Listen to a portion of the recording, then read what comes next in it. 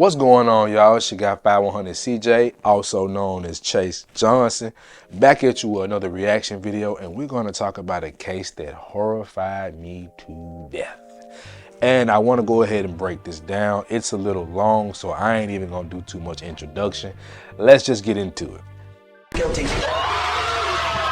22-year-old James Saltmarsh charged with SA and killed of his 8-month-old daughter, but he hysterically claimed in court that he had never done anything to harm his daughter. On April 20th, James panicked and dialed 911. He fell asleep while holding 8-month-old Janiyah to watch a movie. When he woke up, I want you to pay attention to how people clapped at this man, how he was begging and pleading, and I want you to pay attention to how they talk about evidence in this case.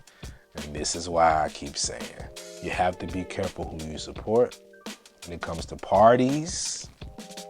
You have to be careful what narratives you believe in, because you'll get a case that will show you that, oh, it's not as far-fetched as we once thought. Let's continue. he woke up. Janiyah was not breathing. Emergency personnel immediately took Janiyah to the hospital, but she still passed away due to severe injuries. The report given by the doctor shows that Janiyah suffered from SA and abuse, skull fracture, rectal injury, consistent with injury caused by foreign body insertion into the anus. Despite James's unanimous claim of innocence, the police still arrested him on charges of murder and SA. Once the incident was reported, James received overwhelming insults and condemnation. However, 2 months later, the event took a turning point. Forensic experts determined that Janiyah's deceased was actually a tragic accident, as the rectal tear was actually just a tiny crack caused by constipation. The cause of death was due to James accidentally suffocating Janiyah while he was sleeping, which is consistent with James's testimony that he held her too tightly for fear of her falling off the bed, and no brain damage was found, which is completely inconsistent with the doctor's conclusion in the lawsuit. The prosecutor's office ultimately dropped the charges against James, but the harm he suffered could never be undone. Okay, so as a father, right? Let's just go ahead and I'm not even going to talk about the race angle. I could, but I'm not going to. Let's just talk about fathers, right? And how so many people just want to demonize fathers, right? Especially in today's culture of Me Too,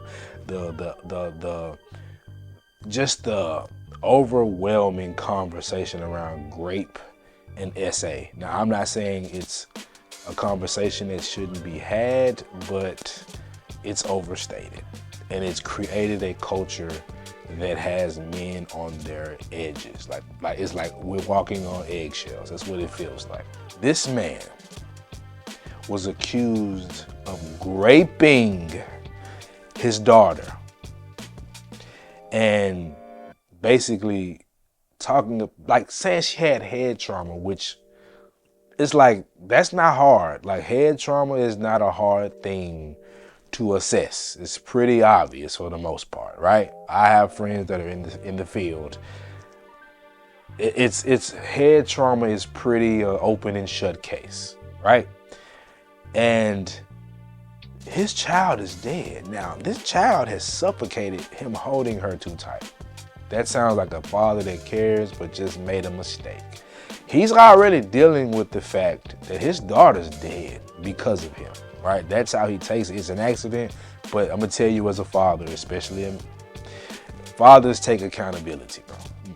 Most fathers that I know take accountability for their children. And when something like that happens, he's going to blame himself. There's no way around it. And not only having to deal with that, he panicked, he called 911. Right?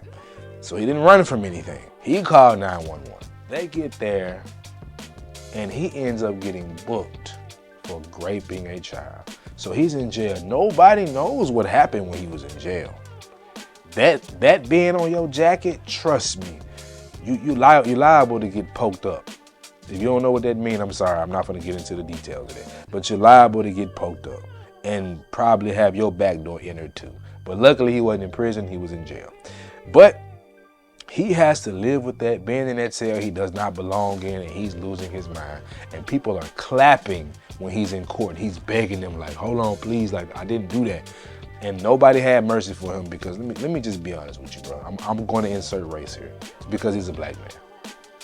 Yes, I hate to say that, But there's a lack of emotion and sympathy when it comes towards black men. They didn't have it for Tamir Rice, a 9-year-old with a toy pistol.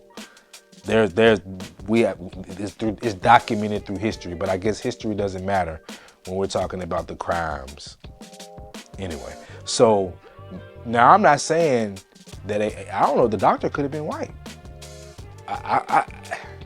I'm saying I'm not calling racism. I'm saying because of his race, he was viewed a certain way. It's skewed, and black people, we don't help it ourselves. With what we put out, the way we portray ourselves on the internet, and then what the media pushes. We don't help each other. But this man was in this situation, the worst situation a man could be in, as far as I'm concerned. And he was exonerated. I want to know who did the work. And how do you mistakenly how do you make a mistake of a small tear from a man entering? It was a setup, bro. It was a setup, bro. They did that to him purposely. This was not you can't make these mistakes. So, brothers, men, be careful. Be careful, bro. Like, and I don't even know what he could have did better, but pray, stay on top of your game, because when you're not wrong, you're wrong. When you're wrong, you're 10 times wrong. Just be careful. That's all I'm gonna say. This was a horrible story, but I wanted to cover it because it's also a story of triumph, you know, and some people are coming through to do their job and do the right thing. So thank you to those people that did what they were supposed to do and exonerated this man for a BS crime. And to those people that clapped and shouted knowing nothing about the case, shame on you. But I'm gonna go ahead and wrap this video up, man. It's your guy 5100CJ, aka Chase Johnson. Make sure y'all hit the like button, the subscribe button, hit the notification bell so you can get all of my content as soon as it drops. And I will catch y'all with the next video. You dig.